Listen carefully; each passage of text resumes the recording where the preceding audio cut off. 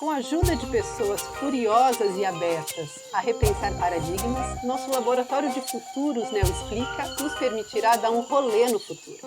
Definir territórios emergentes para a sustentabilidade, projetar tendências e visões e dar um empurrãozinho para a construção de um presente e um futuro mais sustentável. Eu sou Daniele Rua e juntos iremos conversar com convidados muito especiais sobre sistemas agroalimentar brasileiro. Estão conosco pessoas muito especiais que vão falar desse tema de uma perspectiva muito interessante, que é discutir um estudo muito atual que foi lançado no Dia Mundial da Alimentação e traz para nós uma visão, uma ampliação muito grande da discussão do que é o sistema agroalimentar brasileiro e as suas contradições. E para fazer essa conversa conosco, nós temos dois convidados bem especiais. Temos o Leandro Viesili, que é engenheiro florestal e advogado, mestre em desenvolvimento sustentável, com ênfase em políticas agrárias, produção de alimentos e estudos ambientais. Apaixonado por florestas e pai de 2 filhos, ele mora atualmente na Holanda, onde trabalha com desenvolvimento de negócios e gestão de projetos de agrofloresta regenerativa com foco na América Latina pela Renature. Temos também Clarissa Magalhães, cientista social, doutora em planejamento e gestão do território e líder de experiência de stakeholder da Neocert. Já super veterana aqui no NeoExplica, a Clarissa, que vai nos ajudar também com esse debate tão importante e que para nós é uma estreia praticamente no tema de agricultura no Brasil, né? Então é um episódio para nós muito especial. Sejam muito bem-vindos para o nosso Laboratório de Futuros sobre sistema agroalimentar. E eu queria também fazer uma chamada, antes de começar o nosso rolê, para quem estiver nos assistindo no YouTube, tá? Então, assim, não esqueça de se inscrever no canal e deixar comentários sobre esse episódio e os outros episódios que a gente vai estar lançando. Para nós, usando um pouco da referência que o Tiago Matos, que é um futurista de bastante renome no Brasil, ele diz assim, quem estuda pior do que estudar uma visão de futuro, do que não estudar uma visão de futuro, é estudar apenas uma visão de futuro. Então, para a gente é muito importante a interação do nosso espectador com a visão que nós estamos construindo aqui. Então, se inscreve no canal e comenta sobre esses nossos rolês no futuro. Bem, então vamos lá, vamos começar essa conversa sobre o sistema agroalimentar. E aí eu quero chamar a Clarissa para começar explorando a nossa pergunta âncora dos nossos episódios. Clarissa, explica esse rolê para nós de sistema agroalimentar brasileiro. Muito bom dia, Clarissa. Um prazer enorme sempre dar um rolê com você por aqui. Olá, bom dia, Dani. Bom dia, Leandro. É um prazerzão estar nesse rolê. O NeoExplica vem trazendo temas super importantes, né, da pauta, super atuais, que têm decorrências nas reflexões sobre o nosso âmbito pessoal, né, nos nossos comportamentos, nas nossas escolhas, mas também no âmbito social, né, nas questões que nos engajam, nas ações nas quais a gente está envolvidos, né. Então, são essas mudanças de paradigma que estão em pleno andamento e sistema agroalimentar é justamente um desses temas, né. A segurança alimentar e nutricional é uma preocupação mundial, né? E no nosso país não é diferente. Ela versa sobre a quantidade e a qualidade dos alimentos, tanto em termos de alimentos seguros, né? Mas também levando em consideração elementos como a cultura, a história, né? E esses alimentos necessários para um bom desenvolvimento do ser humano. A proposta da ótica de sistemas agroalimentares, ela é também de analisar a segurança alimentar sob o ponto de vista mais sistêmico, né? Englobando algumas outras dimensões, falando também de modelos de produção, de padrões de consumo, de promoção da saúde, entre outros elementos. Um pouco aquela história do campo à mesa, né? Vamos olhar aquela coisa, o sistema como um todo. E no Brasil, a gente já tem um históricozinho de iniciativas que vão nessa direção. Por exemplo, o Núcleo de Pesquisas em Alimentação, Núcleo de Estudos e Pesquisas em Alimentação da Unicamp, o NEPA, ele vem desenvolvendo metodologias de pesquisa desde a década de 80, 70, para entender melhor que nutrientes compõem a alimentação da população e como interferir de modo positivo nessa alimentação. Uma das pesquisas que o NEPA desenvolveu gerou a Tabela Brasileira de Composição dos Alimentos, a TACO, que especifica a composição dos alimentos in natura industrializados em termos dos micronutrientes, manganês, potássio, ferro. Esse estudo ele iniciou com a ideia de medir os nutrientes que compõem os alimentos que a população está consumindo, portanto, comendo, e se esses alimentos respondem às necessidades nutricionais da população. Eu participei de uma pesquisa multidisciplinar no NEPA, quando eu estudei na Unicamp, que mesclava engenharia de alimentos, sociologia e estatística, que levantou dados sobre a merenda escolar na cidade de Campinas. Naquela época, todos os alimentos oferecidos às crianças na escola eram alimentos em pó, chamados formulados. E a nossa pesquisa demonstrou que, por um lado, esses alimentos não eram nutricionalmente aconselháveis para as crianças e também não ajudavam, por exemplo, a desenvolver a arcada dentária, na mastigação e tal. Por outro lado, esse sistema também não envolvia os produtores locais do cinturão verde que tem no entorno da cidade, porque os alimentos formulados eram comprados de uma única indústria, né? Então, a gente pôde, com isso, olhar, a partir da merenda escolar, né, um sistema agroalimentar e propor mudanças saudáveis naquele sistema, né? Então, a proposição de levantamento de informações e análise do sistema agroalimentar vai um pouco nesse sentido, porque ele dá um sobrevoo sobre o sistema de produção de alimentos. No Brasil, isso é especialmente relevante porque a gente é um grande produtor de alimentos, nós temos um amplo espectro no setor de agronegócio, voltado às cadeias alimentares, incluindo aí, por exemplo, a produção pecuária, a produção de grãos que abastece essa pecuária. Então, quando a gente coloca na pauta sistemas agroalimentares, a gente está refletindo sobre quem está produzindo o quê, quem está comendo o quê, quais são os benefícios, os impactos negativos, qual é o retrato da atualidade. E isso nos permite analisar dados e informações que estavam dispersos e pode nos ajudar bastante a planejar novos rumos na direção da sustentabilidade. Conhecer a realidade permite interagir com ela de maneira planejada. Hoje, como é comum a gente verificar preocupações com as dimensões da sustentabilidade na hora de escolher os alimentos.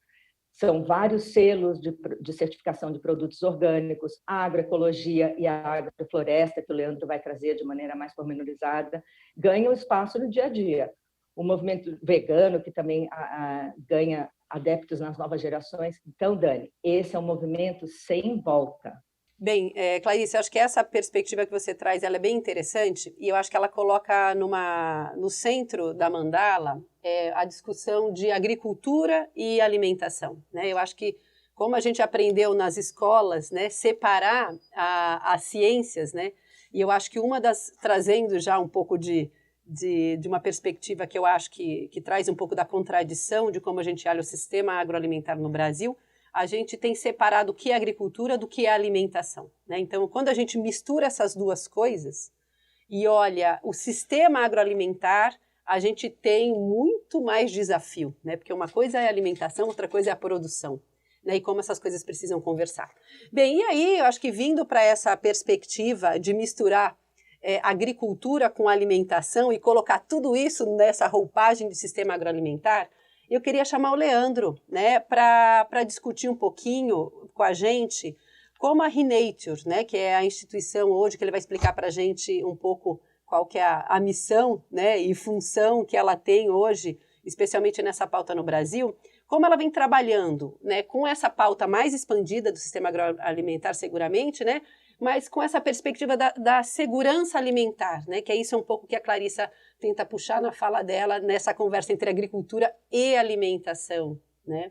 Enfim, então, muito obrigado, Leandro, pela sua participação e fique à vontade aqui para dar esse rolê com a gente. Que bom, que bom. Olha, fico muito contente pelo convite, é muito prazer de conhecer Clarissa, a Dani, prazer em revê-la, uma amiga já de longa data, muito bom estar aqui com vocês. E eu acho que para começar essa discussão, eu daria até um passo para trás. Você falou um pouquinho sobre essa separação entre agricultura e alimentação, e eu diria que essa crença na separação, ou esse modelo, vamos dizer assim, polarizado, ele vai até um pouco antes, ele vai até um pouco do ponto de vista mais filosófico da separação do homem com a natureza, né? Então, se a gente for pensar que são derivações dessa mesma crença na separação ou no olhar, né, entre a natureza externa, né, a natureza ali, a natureza funcional, e não uma coisa mais holística, mais integrada, que é o pano de fundo para a gente falar sobre segurança alimentar, sobre integração de sistemas, integração de natureza no componente de produção agrícola e por aí vai. Acho que são todos desdobramentos dessa mesma origem de separação, né, do homem e da natureza.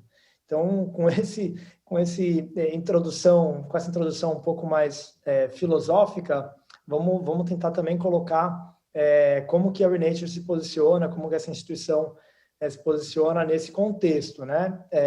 Bom, eu trabalho na Renature, é uma organização difícil de definir, porque como tudo que a gente vê hoje nesse universo de startups, ela pode ser classificada como um negócio social, mas legalmente a gente tem duas entidades hoje, a gente tem uma fundação e a gente tem uma empresa, então a gente está nesse limbo, vamos chamar assim, né, organizacional, não existe ainda uma figura jurídica que abraçaria essas duas entidades, então a gente tem hoje uma fundação, onde a gente capta recursos e a gente financia projetos, né, via a fundação, e a gente tem uma empresa de investimentos, de prestação de serviços, onde a gente apoia, a gente presta serviço para projetos, e projetos a gente entende também do ponto de vista lato, né?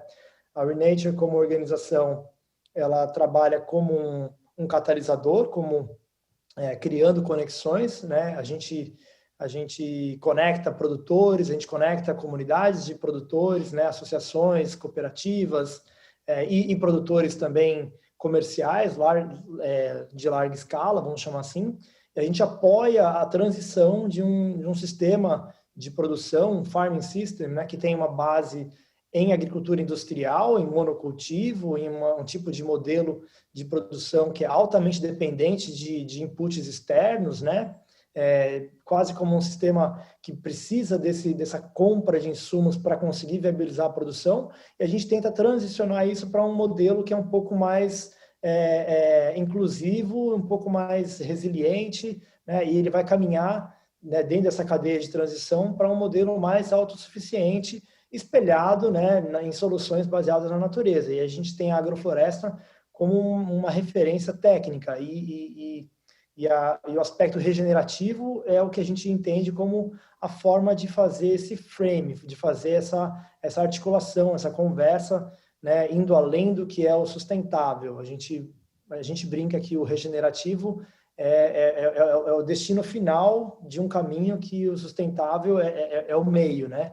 A gente tem sistemas degenerativos, sistemas sustentáveis e sistemas regenerativos, onde você vai devolver com mais do que o que você está retirando.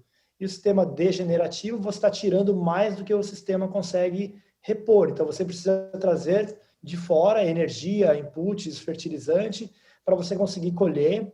Então, esse é o sistema que a gente compara, né? O regenerativo com o degenerativo. E o sustentável estaria no meio do caminho. Então, a gente sempre tenta colocar dessa maneira, né? Colocando isso com foco assim na segurança alimentar, né? Como que a gente vê isso? A gente trata de segurança alimentar como uma análise de contexto. Qual é o contexto socioeconômico que essa unidade de produção que a gente quer mudar está inserida, né? Quando a gente está trabalhando, por exemplo, com sistemas que é difícil falar, a Renature é uma entidade global por excelência, a gente nasceu global, mas a gente trabalha localmente, então é o global, sei lá, esses novos conceitos são talvez difíceis de digerir, mas a gente vai sempre inserir o contexto socioeconômico onde aquela unidade de produção está e como que isso se conversa, né? Como que essa unidade de produção conversa com o seu entorno. O componente daí de segurança alimentar, ele vai ter muito mais relevância em alguns contextos e menos relevância em outros. Conforme a gente vai para um modelo que é baseado em uma escala de tamanho de propriedade menor, né, a gente tem o componente de segurança alimentar sendo mais significativo.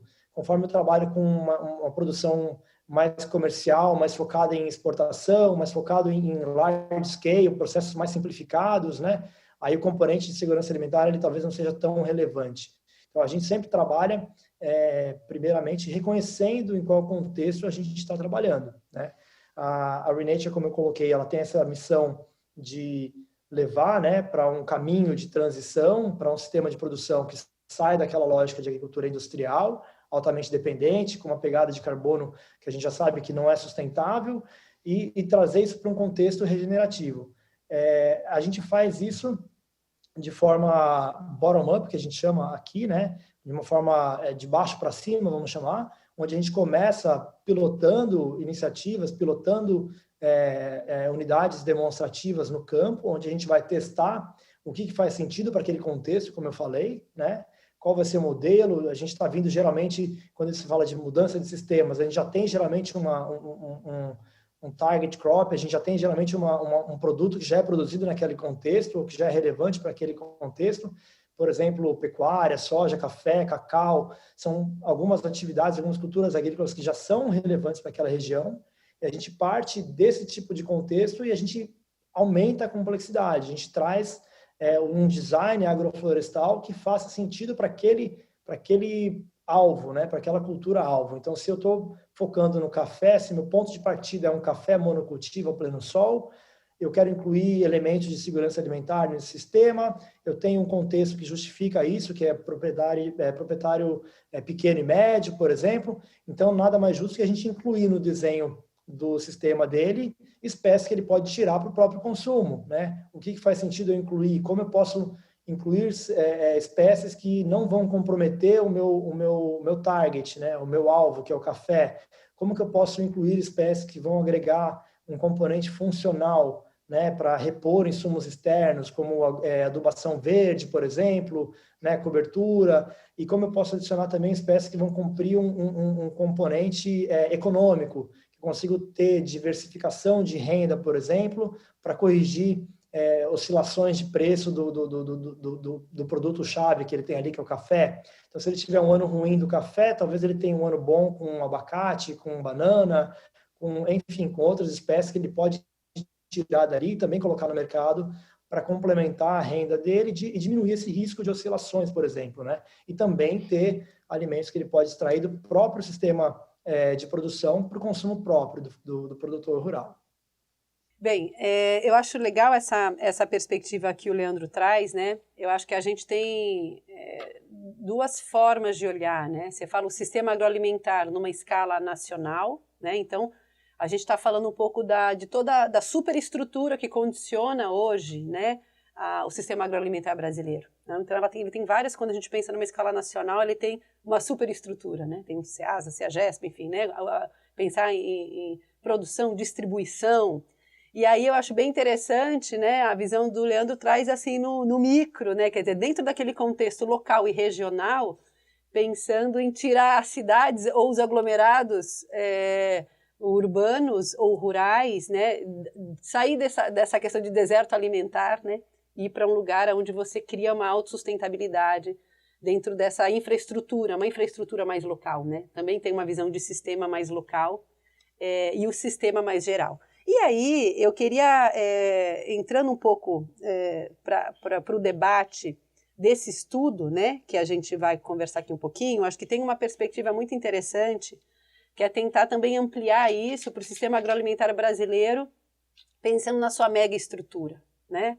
Em termos de políticas públicas mais expandidas e todo esse aparato que precisa fazer para produzir e alimentar, né? E não só a população brasileira, né? Mas a gente sabe a importância do Brasil na alimentação da população mundial. E aí eu queria perguntar para a Clarissa, né? A gente sabe que na semana, teve a semana, né, do Dia Mundial da Alimentação. No dia 16 de outubro foi celebrado o Dia Mundial da Alimentação. E aí houve o lançamento desse estudo que eu estou me referenciando desde o começo, né, que é um relatório que chama Estudos sobre a Cadeia de Alimentos, e tem também um documento síntese que chama Um Retrato do Sistema Alimentar Brasileiro e Suas Contradições. Inclusive, esse é um estudo que no webinar que eu participei, foi muito colocado de que ele traz algumas coisas que a imprensa não traz, né? ou que não vira mídia, que são as contradições, de fato, do sistema. Então, eu queria chamar um pouco a Clarissa para trazer um pouco desse estudo, né, que ele tem de autoria do Walter Belic, do Instituto Ibirapitanga, e comentar para a gente os 10 pontos de contradição que foram apontados no sistema agroalimentar dessa perspectiva mais ampliada nacional, Clarissa. Então, queria que você trouxesse para nós rapidamente cada um desses pontos para a gente ativar um pouco aqui o nosso debate e dar luz também, né? Porque eu acho que são pontos bem interessantes que eu acho que a gente precisa discutir daqui para frente, a agricultura pensando em conectar essas pontas e também minimizar essas contradições. Né? Isso. Então, Dani, como você e o Leandro comentaram, a gente precisa olhar o contexto, né? A gente precisa entender melhor o contexto para poder intervir, né? Planejar como intervir nele, embasar a nossa busca de transformações e soluções para os problemas que a gente encontra. Esse relatório que você citou, né? Ele é um estudo muito completo e o documento síntese torna o relatório bastante acessível, porque ele é curtinho, vai direto aos pontos, está muito bem feito. O estudo se propõe a mostrar como economia, sociedade, cultura e geografia se fundem, né, nos alimentos que o brasileiro coloca no prato. Né? A síntese apresenta, então, esses 10 pontos que você citou como forma de sistematização dos principais achados e vale muito a pena dar uma olhada nesse documento. Lembrando que o professor Walter Belick, que coordenou esse estudo, é também o coordenador do estudo que eu citei anteriormente, lá do Núcleo de Pesquisas e Estudos em Alimentação da Unicamp, tá? Que fez a tabela brasileira de composição de alimentos. Então, só para lembrar que sempre tem uma história por trás, né? São décadas de pessoas que vão se dedicando a aprofundar aquele tema, né? E trazendo luz, então, para aquele tema, para a gente poder melhor compreendê-lo. Eu dei uma reorganizada nos 10 pontos, fazendo um pouco a síntese da síntese, né? Vamos passar, então, a esses highlights aqui que o estudo traz.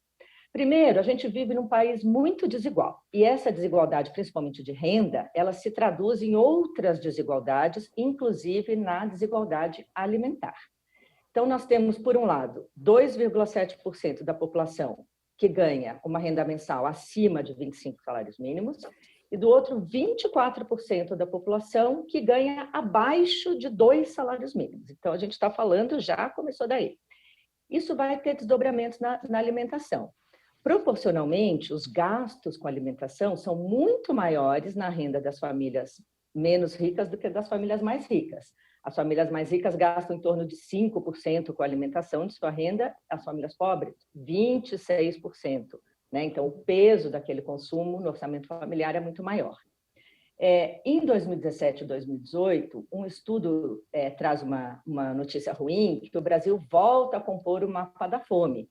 Ou seja, as taxas de insegurança alimentar vêm aumentando nos últimos anos no Brasil. E isso se desdobra em questões de raça, porque a gente olha, 74% dessas famílias com insegurança alimentar são chefiadas por pessoas pardas ou pretas. De gênero, 52% dessas famílias com insegurança alimentar são chefiadas por mulheres. A maioria dessas famílias tem crianças, então tem uma questão geracional. Elas estão no meio rural, a maioria delas, e elas estão, na sua maioria, nas regiões Norte e Nordeste, ao passo que as regiões Sul e Sudeste do Brasil têm índices melhores. Então, aí a gente está vendo essas múltiplas dimensões da desigualdade, né? O estudo traz também uma forte correlação entre os hábitos alimentares e fatores sociais e econômicos, né, desse contexto da alimentação. Então, ele traz uma questão da monotonia da dieta. Hoje, no Brasil, olhando o Brasil como um todo, ele nos diz que o hábito do brasileiro, da alimentação brasileira, está empobrecendo culturalmente, historicamente, regionalmente, e a gente está padronizando os hábitos de alimentação. Hoje tem 10 produtos que se colocam no centro do nosso consumo alimentar, né? Arroz, feijão, pão francês, carne bovina, frango, banana, leite, refrigerantes e cerveja e açúcar cristal. Então, a gente tem um país continental, com uma diversidade, com biomas, e, né, uma coisa incrível, mas o nosso hábito está sendo padronizado. Outro fator social e econômico, quanto mais aumenta a renda, diminui o consumo de arroz e feijão e aumenta o consumo de carne. No Brasil, isso é histórico, antropólogas lá, Teresa Caldeira, Alba Zalor já falavam disso desde a década de 80. A carne no Brasil é um sinal de fartura, de que você está bem de vida. Então, a carne na mesa do brasileiro, ela tem esse símbolo cultural muito forte. Então, quanto a gente aumenta a renda, a gente aumenta o consumo de carne. Vem acontecendo nos últimos anos também um aumento de consumo de produtos ultraprocessados. Aí o estudo traz alguns fatores, como falta de tempo, a exposição à propaganda, né, os preços atrativos, né, Então, ele diz que nos últimos 16 anos, o consumo de produtos ultraprocessados aumentou 46%. Né? Também uma outra questão social econômica vinculada aos alimentos no Brasil é que, no Brasil, os ricos comem mais fora de casa do que os pobres. Comer fora de casa representa cerca de 50% do consumo em alimentação das famílias mais ricas. Esses fatores sociais e econômicos vinculados aos hábitos alimentares trazem algumas consequências ambientais e sociais. Impactos ambientais, por exemplo. Ao consumir muita carne, a gente aumenta a produção de grãos, que abastece a produção da pecuária, a gente aumenta a exploração dos recursos naturais e a gente aumenta a emissão de gases de efeito estufa no ar. Né? Impactos sociais. Com esse aumento dos produtos ultraprocessados e a diminuição, né, na diversidade alimentar, a gente tem aumento de índices de doenças crônicas não transmissíveis, eles chamam, né, como obesidade, diabetes, hipertensão. Qualquer lugar do país que a gente vai hoje, se a gente vai num postinho de saúde de uma comunidade lá no Pará, né, no meio da Amazônia, e pergunta para a enfermeira-chefe quais são as doenças crônicas regionais, você pode saber que essas 3 estarão incluídas ali muito facilmente. Né? Outro ponto que o estudo traz. O Brasil é um grande produtor e um grande consumidor de alimentos. Então, a gente exporta bastante, mas o nosso mercado interno ele é super expressivo, é o maior do mundo para alimentos e bebidas. Nesse mercado, o segmento familiar tem uma importância muito grande, porque ela é grande produtora de frutas, legumes e verduras e cereais, e também na ocupação de pessoas, então, em postos de trabalho, que a gente precisa olhar para a agricultura familiar, né? O Leandro chama essa atenção, tanto do ponto de vista de fazermos sistemas mais justos, mais inclusivos, mas também mais inteligentes, né? 99% da carne que a gente produz, a gente mesmo consome. Então, olhando um pouco para essa produção e consumo, né? Existe, então, outro ponto que o estudo traz, é a especialização regional e a distribuição de alimentos, né? Então, a gente tem um traço histórico de cultura, que é a monocultura. A gente foi engendrado como nação, né, num modelo que já explorou a monocultura da cana, do café, né, da pecuária. Então, isso permanece ainda hoje. A gente tem grandes extensões de terras, né, concentração de terras, tudo isso está um pouco vinculado a esse sistema agroalimentar no Brasil. E os padrões regionais, locais e regionais de alimentação estão ficando meio escondidos, como a gente viu, principalmente pela padronização da alimentação. O estudo também ressalta que 93% da venda de alimentos no varejo no Brasil está concentrado nas grandes redes de supermercado. E, por fim, ele fala sobre a possibilidade de redução nas perdas e desperdícios dos alimentos. Ele diz que estudos apontam a possibilidade de reduzir em até 50% essas perdas, que se dão prioritariamente no manuseio incorreto, na parte mecânica e em embalagens inadequadas, durante a logística, né, no transporte de alimentos e tal. Então, esses são os highlights que eu gostaria de trazer do estudo. Eu queria trazer também uma contraposição. O Zé Graziano, que foi diretor da FAO, né, entre 2012 e 2015, a Organização para a Agricultura e Alimentação da ONU, ele dialoga com o estudo, ele gostou muito, elogiou muito o estudo, e ele traz algumas questões críticas no diálogo, mas são bem interessantes. E aí eu queria trazer aqui, até você falou sobre a superestrutura. O Graziano traz essa ideia da superestrutura para a gente olhar a questão. O estudo ele tem um recorte das cadeias produtivas, né? Então, o Zé Graziano fala, olha, a gente precisa olhar as cadeias, mas a gente precisa vincular as instituições, que são as regras do jogo, o que está acontecendo, e o estudo traz muito isso, qual é a realidade das regras do jogo hoje, as políticas públicas e programas públicos. Então, a gente precisa propor coisas diferentes. Então, por exemplo, ele traz o Guia Alimentar para a População Brasileira, escolha de alimentos com base em estudos científicos e saberes culturais tradicionais. Isso é um guia, tá disponível, qualquer pessoa pode baixar. Mas esse guia ainda está desvinculado, por exemplo, da aplicação de políticas públicas. A PNAE, que é o Programa Nacional de Alimentação Escolar, por exemplo, que hoje já se abriu para envolver a agricultura familiar, para promover, oferecer produtos in natura para as crianças, ele ainda não aplica esse guia, está desvinculado. Então, a gente precisa conectar, né, esses achados com a proposição da melhoria das políticas públicas e de programas novos, né?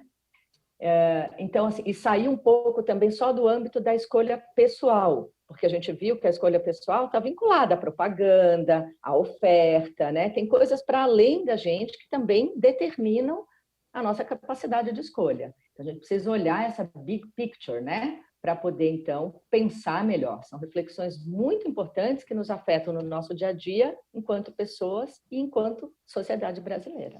Muito bom, Clarissa.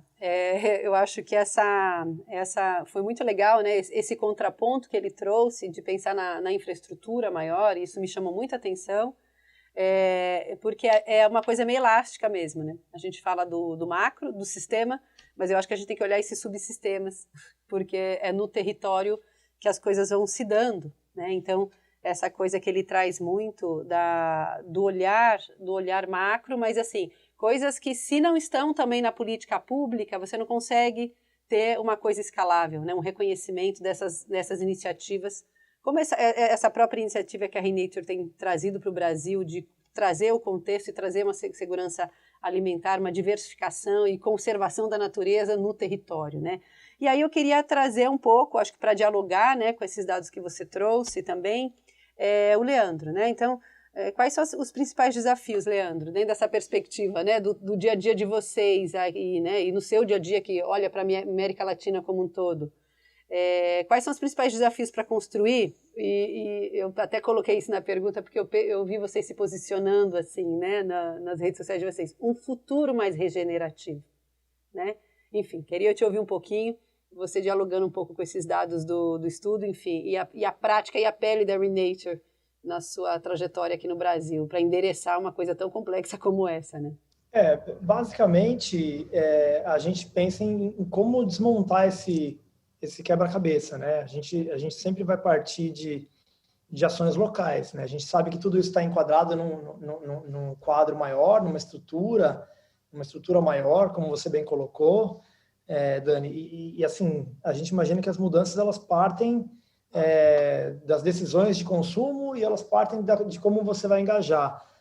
A Renature, nesse sentido, tem se posicionado na cadeia como um todo, então a gente conversa com grandes off-takers, a gente conversa com grandes players da indústria, quem consome ingredientes que vêm de origem de produção agrícola, né? Quem consome esses ingredientes tanto na cadeia de alimentos, como na cadeia de vestuário, por exemplo, fibras, etc., como também outras cadeias, né, que estão associadas a isso. Então, cosméticos, por exemplo. Então, a gente conversa com todo mundo que faz esse tipo de sourcing, né? E como que é feito o sourcing dos seus ingredientes, né? A gente vai atrás desse tipo de arranjo. Nós temos uma estratégia mais de baixo para cima, conversando com produtores que querem migrar para um sistema diferenciado, mas a gente também conversa com quem consome, né, grandes quantidades desses produtos em escala, e a gente dialoga com eles em como a gente consegue transformar a cadeia de suprimento deles para uma cadeia regenerativa. A gente está falando de uma estratégia um pouco mais invertida, né? Eles identificam dentro da cadeia de suprimento deles quem é que tem predisposição para fazer algo diferente, como a gente pode pilotar isso e monitorar os resultados, quanto tempo demoraria para eu transformar minha cadeia inteira numa cadeia regenerativa, de quanto de investimento nós estamos falando que precisa para fazer essa transformação. Então, a gente também está super ativo nessa outra agenda, né? Conversando lá de cima para baixo com grandes marcas, né? Não vou citar, não convém ficar citando marcas, mas a gente percebe que existe um apetite, existe um momento para isso do ponto de vista de mercado, né? O consumidor tem se questionado cada vez mais, tem esperado cada vez mais dessas empresas, e para eles também é um fator de diferenciação, né? quem sai na frente, quem consegue colocar publicamente qual é o seu compromisso com relação a não só o que você faz, mas como é produzido o seu ingrediente, né? Quando a gente está falando em ultraprocessados e agricultura industrial, essa que é a lógica do sistema. Então, a gente tem que jogar com a lógica do sistema. A agricultura industrial, ela produz alimento, sim, mas ela produz ingredientes que vão alimentar uma indústria alimentícia, né? De produtos industrializados. A gente quer romper o ciclo de onde a gente conseguir atacar, a gente vai atacar. Quer seja trabalhando no pequeno agricultor familiar, numa comunidade extrativista, como eu consigo agregar valor, né, para mais próximo da produção primária, né, para tentar endereçar essa questão de segurança alimentar para quem está lá na ponta, mas também para quem está no tipo de produção agrícola de alta escala, né, a gente também quer mudar essa paisagem, a gente também quer que eles transicionem para um modelo mais regenerativo. E aí, como a gente vai fazer isso num contexto mais macro, considerando aí esses 10 pontos do relatório, que eu achei fundamental, achei super claro e relevante, né? Nós vamos trabalhar criando situações que vão proporcionar condições de saída, né, dessa lógica. Então, se a gente tem uma lógica de concentração de renda, que ela se traduz também no campo, também nesses modelos de produção agrícola, né? A gente entende o porquê dessa lógica, o que está gerando essa lógica, qual que é o driver ali que gera, né, uma questão de consolidação das unidades de produção, ou seja, a dependência de insumos externos e o aumento de preço, né, o aumento de custo de produção, ela força o produtor a aumentar a sua escala para ser viável produzir com aquelas margens muito enxutas. Então, essa lógica da concentração e consolidação das unidades de produção é onde a gente tenta quebrar. Como a gente tenta quebrar isso? Com um modelo que vai diminuir custo de produção. Ele vai ser menos dependente nessa lógica de contrata um protocolo com um fornecedor de agroquímicos que vem desde sementes, insumos defensivos, implemento agrícola, tudo já vem pronto num pacote que eles chamam de protocolo. E como a gente consegue transformar um sistema de produção desse altamente especializado e dependente de insumos num sistema que é mais fora do grid, dessa cadeia de suprimento enorme que tem uma pegada de carbono imensurável, né? Então, como a gente consegue fazer com que as unidades de produção elas tenham, ao mesmo tempo, resiliência para essas mudanças do clima que a gente já vem observando, e que ela tenha mais autossuficiência do ponto de vista de insumos de produção mesmo, né? Como é que eu consigo plantar o meu próprio adubo, né? Como é que eu consigo gerar e processar bioinsumos dentro da minha unidade de produção? Se eu tenho uma escala enorme, então eu vou produzir ali dentro, eu vou agregar parte desse valor que hoje está fora, né? Alguém está percebendo esse valor que não é o produtor. Como é que eu consigo trazer esses elementos para dentro do sistema de produção? É esse tipo de lógica que a gente vai tentar para quebrar, né, esse puzzle, né, esse quebra-cabeças aí, tentando traduzir estratégias que começam ali no campo, em uma unidade de produção, qualquer que seja o tamanho, pequeno, médio, grande, e na realidade brasileira muito grande, né, que para muitos aqui fora são tamanhos de propriedades inconcebíveis, né? E como é que a gente consegue traduzir o que já existe de lógica de agregação de valor em outros contextos, principalmente o exemplo da Holanda é muito claro nesse sentido, né? E como a gente consegue trazer essas novas lógicas para a realidade brasileira, né? A gente sabe que o Brasil é um mega produtor, mas a Holanda, por exemplo, com uma fração, né, insignificante em termos de área de produção, quando você vai pesar o valor de balança comercial, a Holanda é um país exportador do agro. Então, no valor, ela chega ali quase ameaçando o Brasil, assim, em termos de valor exportado de setor agrícola, né? Num país que tem uma fração, né, quase como o tamanho do estado de São Paulo ali, quer dizer, aonde que está essa lógica aqui? O que a gente consegue aplicar dessas tendências que a gente verifica fora do Brasil, né? Qual é o caminho do valor agregado, onde eu consigo reter e capturar esse valor nos primeiros elos da cadeia de produção e não simplesmente dissociar isso cada vez mais, onde o produtor fica lá na parte mais vulnerável dessa cadeia de valor e você tem uma série de players ali no meio do caminho capturando esse valor agregado e não distribuindo isso para baixo da cadeia. Então, isso gera, do ponto de vista de financiamento, de retroalimentação desse sistema, isso gera uma inconsistência. Uma hora essa conta não vai fechar. né? Porque se o produtor que está lá na base da cadeia quebra, se fica inviável produzir, as margens estão muito apertadas e ele não tem mais como pagar nem os custos de produção, ele tem que financiar uma safra e ele paga em soja, ele tem que pagar com um produto como garantia daquilo que ele vai produzir. Ou seja, se ele quebrar, e eu, por exemplo, como um banco que estou financiando isso, eu pego aquele imóvel dele como garantia, quem que vai querer engajar nesse tipo de atividade de altíssimo risco e baixíssimo valor agregado? A gente vai começar a ter cada vez menos players dispostos a fazer isso, e aí isso não é bom para ninguém, né? Então, a gente percebe que o sistema ele precisa mudar, ele precisa implodir e recomeçar, e a gente quer fazer isso, quer trocar o pneu com o carro andando. A gente tem que continuar produzindo e fazer isso acontecer, essa mudança. Leandro, eu acho que a sua fala traz coisas bem importantes, assim, para mim, né? Acho que, assim, tanto rever o paradigma, né, de como se faz agricultura tropical, vamos falar no nosso caso, né, como se faz agricultura, dada a importância em várias perspectivas da agricultura no Brasil, eu acho que rever a forma com que faz é super importante. E um outro desafio, né, que aí a gente está mexendo com o paradigma, né, colocado. E o outro é trabalhar modelos de transição com o carro andando, né? Então, tudo isso tem um desafio enorme, mas eu acredito bem que é isso. Se a gente for falar por onde começar, a gente precisa começar transitando mesmo o modelo e visitando o paradigma, né? Se for para mudar o paradigma, a gente tem que visitar os paradigmas que estão aí colocados.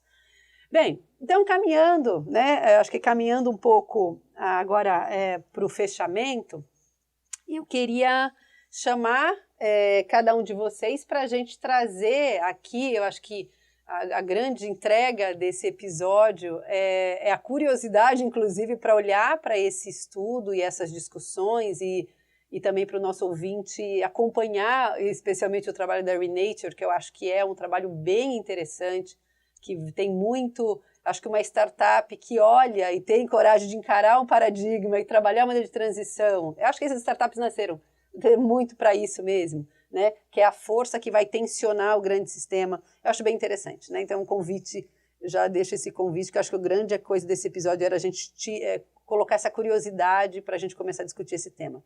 E aí eu quero quero começar pela Clarissa, né? Para a Clarissa fazer as suas considerações finais, né, sobre o que a gente começou a discutir aqui e, né, oferecer para o nosso ouvinte, né, isso para o nosso espectador, uma visão, uma coisa que te marcou, Clarissa, que você acha que é importante a galera continuar vendo, estudando e também você fazer a sua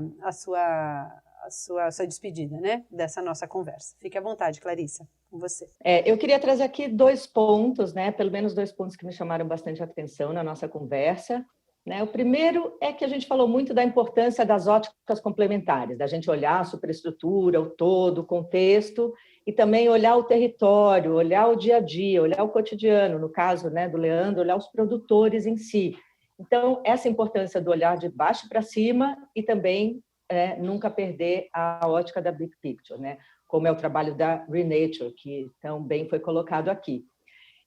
A expansão do interesse em implementar cadeias regenerativas, né, que o Leandro trouxe, por exemplo, é um indicador de como essa lógica vem permeando cada vez mais os diversos setores, né? São verdadeiras e profundas essas transformações, né, que vinculam entre si as dimensões social, ambiental e econômica, né, trazendo maior inclusão, trazendo maior autonomia, resiliência, capacidade aos produtores em si, porque a gente precisa olhar, então, a base das coisas, né? Como a gente vem chamando a atenção aqui na nossa conversa. E, por outro lado, também a consciência, a reconexão com os processos naturais, né? E diminuir aquela separação que o Leandro iniciou falando entre homem e natureza. Nós somos parte da natureza, né? Nós lidamos com ela e somos ela também, né? O outro ponto que eu queria trazer é que esses temas que a gente vem discutindo no Neo Explica, né, como é o caso dos sistemas agroalimentares, mostram também a relevância de a gente trabalhar com o levantamento de dados, informações, a gente precisa entender o que está acontecendo, por um lado, e a ótica sistêmica, né, multidimensional, a gente vem batendo muito nessa tecla. Hoje já está muito claro que as especialidades continuam, né? Os experts, claro, tem. Mas a gente, para analisar as questões, é bom a gente conversar. Então, a multidisciplinaridade, a multidimensionalidade, a gente precisa trazer, agregar esse tipo de estrutura na nossa análise, né? Para poder entender os desafios que a gente está enfrentando nesse início do século XXI. E para que a sustentabilidade, que a gente tanto fala, vire realidade, né?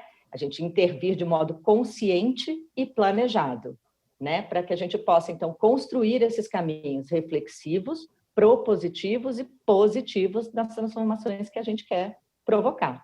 Então, é muito importante a gente conversar abertamente sobre esses temas, como a Neocert vem proporcionando nesses nossos encontros tão agradáveis e em temas tão relevantes.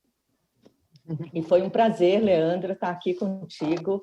Eu fiquei muito impressionada com o trabalho da Renature e certamente acho que a gente terá oportunidade de conversar algumas outras vezes. Com certeza, Clarice. Eu também fico muito contente com o trabalho de vocês aí, da Neocert. Eu acho que tem tudo a ver, temos um caminho de transformação pela frente, né?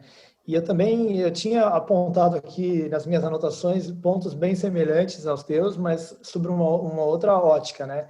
Eu volto a falar daquele primeiro ponto ali de desconexão, de polaridade e separação, mas eu volto a tocar nesse ponto, do ponto de vista de integração de sistemas. Eu acho que o relatório ele trouxe alguns itens que eu achei muito interessante e que eles geram oportunidade, né? Então, eu gostaria de fechar com esse olhar no que a gente pode realmente fazer, no que está aí posto para a gente.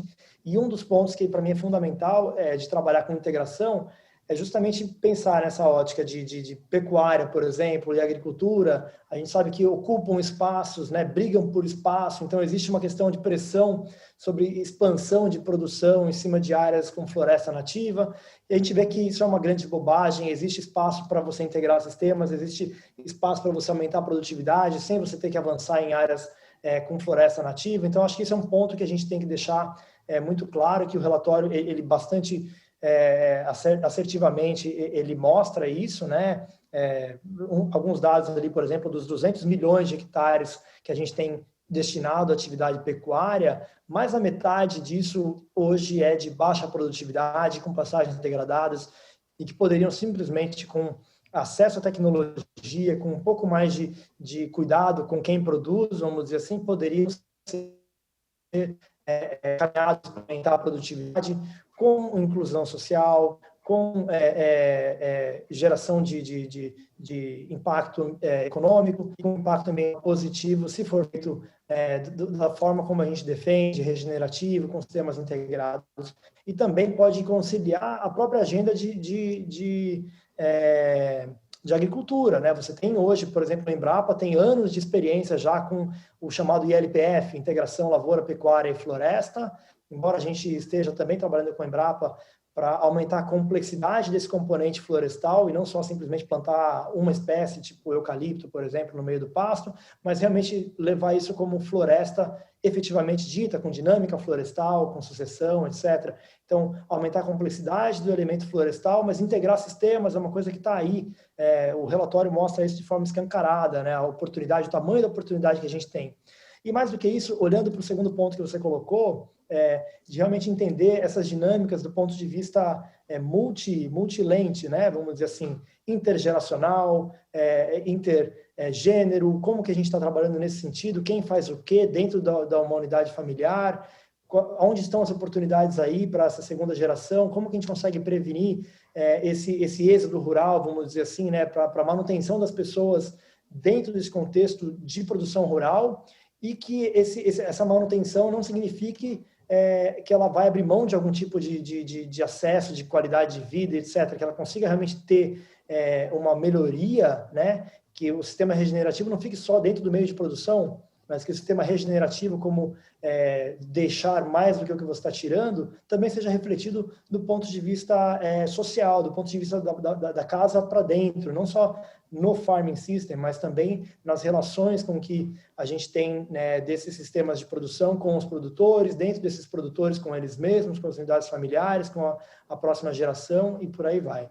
E aí, para mim, a palavra de inspiração é a gente sair de um modelo de produção simplesmente regenerativo e pensar num modelo de negócios regenerativos, né? Extrapolar isso para um contexto um pouco maior e tentar ter esse tipo de ambição, né? Como é que eu consigo trazer o conceito de regenerativo, além de trabalhar só com a questão do solo ou com a base do sistema de produção agrícola, rural e etc., e traduzir isso para também modelos de negócio, né, que tenham esse componente de melhoria de qualidade tanto ambiental, social e econômica, né? Como é que a gente consegue traduzir, manter aqueles 3 pilares clássicos do sustentável, mas aplicar isso para um modelo regenerativo, onde estação após estação, geração após geração, ano após ano, eu vou melhorando a qualidade, né? Então, como que a gente consegue garantir que todo esse arranjo ele vai levar a uma melhoria de qualidade ao longo do tempo? Essa que é, para mim, a grande oportunidade que a gente tem.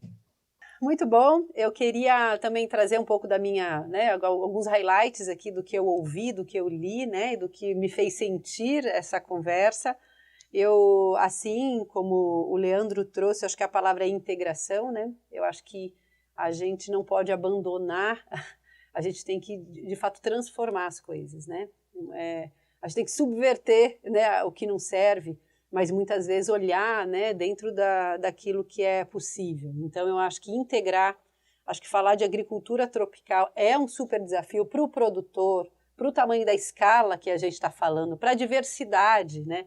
Um país com esse tamanho, com essa diversidade, é muita coisa dentro da coisa toda. Então, eu acho que a gente precisa olhar com cuidado para as técnicas, né, para a integração de soluções, né, aquilo, às vezes, a gente está falando da agricultura familiar, a importância que ela tem na nossa base de alimentação no Brasil, né, a produção, grande parte de tudo que a gente come vem da agricultura familiar, então como a gente cuida desses diferentes players dentro desse grande sistema, tá?